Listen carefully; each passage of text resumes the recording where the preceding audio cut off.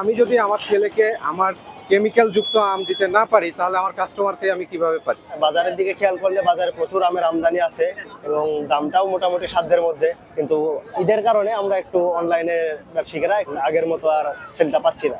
এই দামে মাল বেচলে 500 টাকা মন, আমে মাল বেচলে লস হবে না? খেতচাপাত 1500 টাকা মন দিলে লস তো অবশ্যই হবে। এবার মনে হচ্ছে আম তুলনামূলক একটু দাম কম, তো সেই হিসেবে মানুষের ভিড়টা একটু বেশি।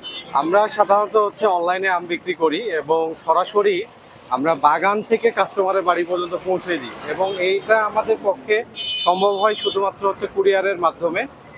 এবং কুরিয়ার কিছু আছে পয়েন্ট ডেলিভারি, কিছু আছে হোম ডেলিভারি। এটা রাজশাহীর আমের বাজারের প্রাণ কেন্দ্র, যেটাকে বলে বানেশ্বর হাট। এবং আজকে মোটামুটি যেহেতু হাটবার, এবং আজকে কিন্তু হাট জমে উঠেছে। এবং সবচেয়ে বড় বিষয় কাস্টমারদের প্রথম যেটা চিন্তা থাকে যে আমার বাসায় ছোট্ট ছেলে আছে, ছোট্ট মেয়ে আছে। যখনই আমাদেরকে এই কথাটা বলে তখন চিন্তা করি যে পার্সোনালি আমার কোনো ছেলে মেয়ে না থাকলেও আমার ভাসরা ভাতিজি এরা আছে, তখন আমি তাদেরকে আমার ছেলের মতোই চিন্তা করি। তাহলে আমি যদি আমার ছেলেকে আমার কেমিক্যাল যুক্ত আম দিতে না পারি তাহলে আমার কাস্টমারকে আমি কিভাবে পারি?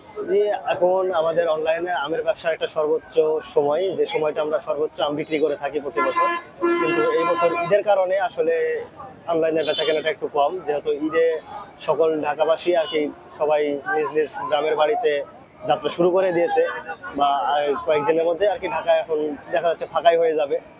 তো সেই তুলনায় এখন আমাদের আমের অর্ডারটা খুবই কম, আমরা অনলাইনের ব্যবসায় সেরকম একটা লাভবান হতে পারছি না। এবার বাজারের দিকে খেয়াল করলে বাজারে প্রচুর আমের আমদানি আছে এবং দামটাও মোটামুটি সাধ্যের মধ্যে, কিন্তু ঈদের কারণে আমরা একটু অনলাইনে ব্যবসায়ীরা একটু এখন আগের মতো আর সেলটা পাচ্ছি না। হাটে প্রচুর পরিমাণ আমদানি আম, হাটের আম প্রচুর জমে গেছে এখন বর্তমান।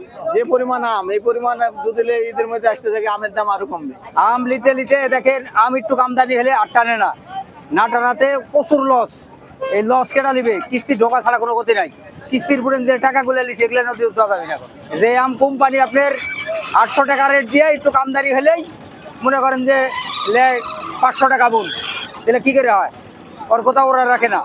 আর এই তো আমরা এখন এই দুর্ভোগে পড়েছি, এই দামে মাল বেচলে 500 টাকা মন, আমে মাল বেচলে লস হবে না? খেতচাপাত 1500 টাকা মন দিলে লস তো অবশ্যই হবে। RICL TMX, যুগের পর যুগ স্থাপনা থাকে মজবুত। কুরবানির গরুর হাটের মতো আমের ভিড় শুরু হয়ে গেছে।